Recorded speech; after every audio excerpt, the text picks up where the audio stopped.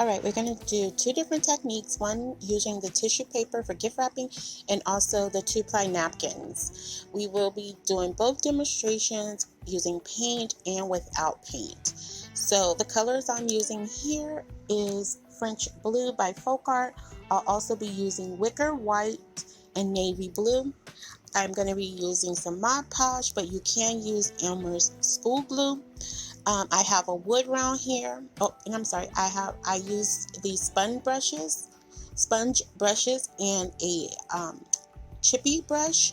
And chippy brushes, they're just really loose or lighter than your regular paintbrush, so it's not typical to use those. That's just what what I had on hand, but because it does leave a lot of the hair behind. But it's an easy fix. It's not, overbearing. But you can really use any paintbrush or sponge brush for this technique. So I have this wood round. I had already started doing another project on it, but never finished it. So I just decided to go with this wood round. And I'm going to start with the tissue paper technique. And all I did was I went in with a good amount of the Mod Podge, just to make sure it gets tacky, and then I went over it with the sponge brush. Now I will say, when you're applying it to the top coat, the sponge brushes are probably the best route to go, just because they don't have any frictions or anything like that, so it just will smooth it out for you. And for me, when I'm doing this technique, I do not like a super smooth surface. I do like the little wrinkles and ridges that it leaves behind, just because it gives it such a nice texture and look to your piece, in my eyes. But by all means, you can always just, keep smoothing and smoothing until you get it to the texture that you like. So right here, I did have a little bit of a mistake, and this is the great thing about this project, is that it's very forgiving, because you literally can just do your little patchwork and no one would be the wiser. So I just tear off another piece of the tissue paper. I place it right on there, dab it in, and then go over just a little bit with a little Mod Podge, and you can't even tell um, where the mishap happened. So while that's drying, we're gonna go ahead and start on the napkin technique. And I'm using my roller cutter here.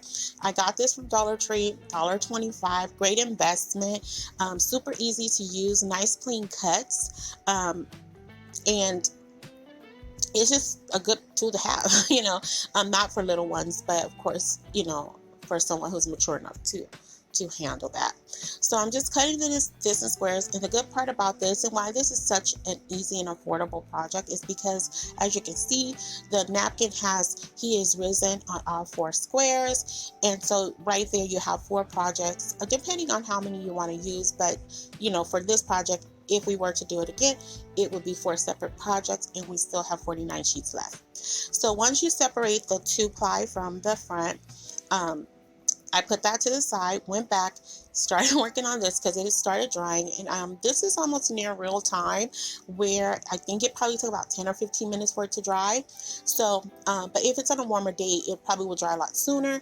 But here I have my sanding sponge. I got that from Dollar Tree as well, and it comes in a I think like a 2x3 block, and I just cut it up in 3s just because it's easier to handle when you're, sanding down pieces like this. So basically what I'm doing, everywhere that did not have the Mod Podge applied, I'm just going around scraping it off.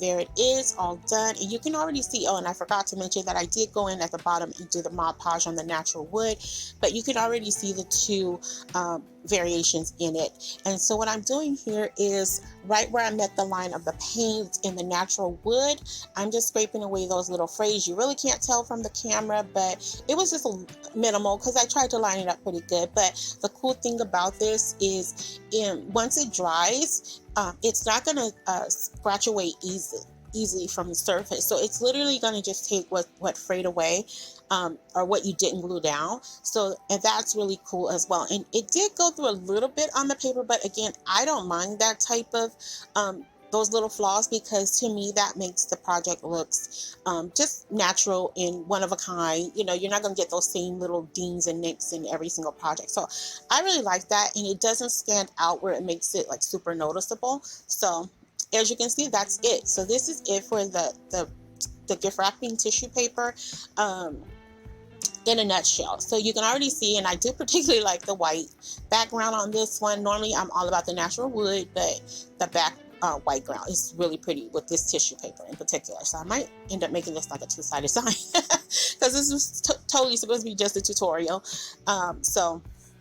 But nonetheless, I'm just going in, cleaning it up some more and taking away the phrase from the top portion of this. And that's literally it. Like it just blends. Like it almost makes it look like it's painted in. So since that is completely dry, I flipped it over. Now we're going to do the He Is Risen side. And again, I'm using that chippy brush.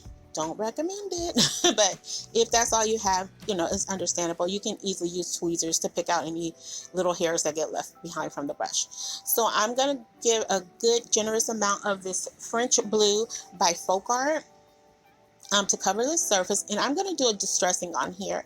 And all that means is just that I'm just going to, just fan out the paint, until my eyes are happy. Like I don't want a full coverage, like a full coat. I want it to look like it's, somebody just took a brush and just kind of swiped it across. So that's the technique that's the design I wanted. And so I am going a little ways, maybe about at a 90-degree angle, because the two hanger or holes that will hold the string for this is right in the center. So I'm kind of going at a 90-degree angle away from being straight up, if that makes sense. I hope it does. But once you see it in the end, you'll get what I was trying to do.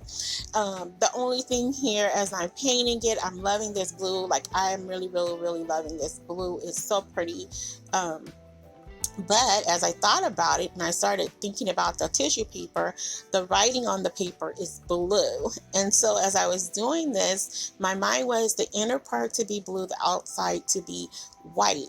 And but I forgot about the part of the writing being blue. So I needed more of a white background. So as I'm finishing this up, and you can already see it's starting to dry, and the blue is starting to change a little bit. But what I'm just going to go ahead and do is I'm going to just jump in with the wicker white and start distressing it around the edges using the same technique. And this is what the chippy brush is good for when you're doing this type of distressing or type of painting rather. So here I'm just going in, I'm getting real aggressive. I was kind of bummed because I didn't want to take away a lot of the blue, but I mean, in the end, it did come together, but I'm going in pretty aggressive with the white just in hopes that the lettering will show up. And I do have to switch up a little bit of things or add in some more paint to kind of darken it. But overall, I think it still came out pretty much how I wanted it to come out. So I was really liking the contrast here. It reminded me, of course, of water, but it's just a beautiful background. So here I am. I'm still just going in until I can really get it to work for me. And like I said, I was overall happy with it. The different colors and the way the blue dried, the white, and as I was saying, that's the angle I was going away from, where the strings, or where you would place the strings to hold this wood round up on a wall or door or something like that. So here I'm taking my the sheets of napkin that I cut up, and at first I thought I would just go ahead and cut out the flowers and add them to another one of the squares, but as you see, as I go along here, it didn't quite work the way I visualized it, so I took a different route. And so here I just tore it away. And that's the cool thing about this too. Like, you don't always necessarily need to use your scissors. You can definitely tear this away and make it work for you. And so as I laid it out, I was like, oh, that's just too square for me. And that's what I'm saying. Like, after I started laying the pieces of the other tissue across it, I just was not, I couldn't make it work to where I was happy. So I ended up just cutting off that corner there. And still, I wasn't happy. But in the end, I just decided to omit that, like not add it there, because it just wasn't going to be proportioned right. So I was like, I like the fact that when you do decoupage, you can kind of make it your own, make it look like it's painted into your project, but this wasn't going to work there. So I just decided, you know what, I'm going to leave it like this, and I just fray the edges. So I literally just went in and started nipping away around the border of it and just like making it look shredded, and it really did come together very nicely because it actually looked like it was part of the painting, the paintwork that I did in the background. So I thought that was pretty cool. That was a new little technique I tried. I didn't know if it was going to work, but I figured, hey, I have 49 sheets left. I can make the mistake and fix it. So that's literally what I'm doing here, like holding it super tight between two of my fingers, and then just really trying to go at the edge. I know it doesn't look the greatest here, but I didn't want it to rip all the way down. So I literally did that all the way around. And once I started, got it where I liked it. I didn't do it where I cut the little slit, just because that's going to be hiding. And I kind of wanted it to look too like it was kind of folding into the paint, if that makes sense. But here I'm just adding the Mod Podge to it and really going heavy on those ends, because I do not want those to come up. And I'm just making sure I get it all tacked down nicely. And even right here, you can kind of see where it's already blending and it's not even dry yet. And I just thought this was like super cool, the way it blended in. And I just really loved everything about it. But as I was afraid, as it started to dry, the blue really did not show up the way I wanted it to. Especially once it started drying, it became really light. And this is where you can see I went in trying to add some white to it, and that did not help at all. Big mistake. Don't do that.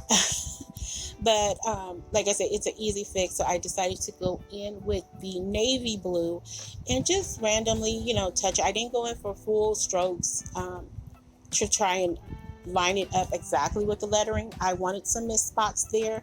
So that's literally what I did here. And as you can see, it really looks like this was engraved into this piece. And so to cover up, not really cover up, but to add some embellishments to where I cut that corner, since I couldn't get the flowers to work there, I remember I had these beautiful little tulips from Hobby Lobby. I added those in there, and here's the final project. Super easy, super affordable. I mean, this just came out so perfectly pretty to me. So I hope you enjoyed this quick tutorial on how to do decoupage. And until the next time, lovies, be safe, be kind, and I'll catch you in the next video. Bye.